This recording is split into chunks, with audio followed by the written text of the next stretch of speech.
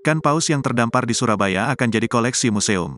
Gubernur Jawa Timur Hovifah Indar Parawansa mengawal langsung proses evakuasi ikan paus balin yang terdampar di wilayah Pantai Kenjeran Park, Kamis, tanggal 18 Mei tahun 2023. Ikan paus terdampar yang sebelumnya ditemukan oleh nelayan di kawasan Mulyorejo pada Minggu, tanggal 14 Mei tahun 2023.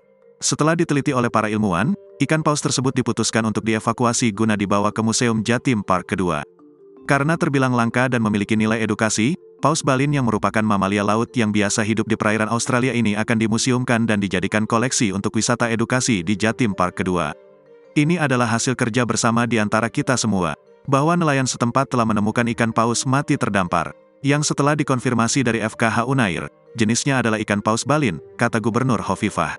Oleh para ilmuwan dari Unair, ikan paus balin ini telah dilakukan autopsi, di mana organ hati dan limpanya diambil untuk dilakukan penelitian terkait penyebab kematian paus ini. Dikatakan Hovifah, butuh 12 hari untuk mendapatkan hasil penelitian dari dua organ tersebut.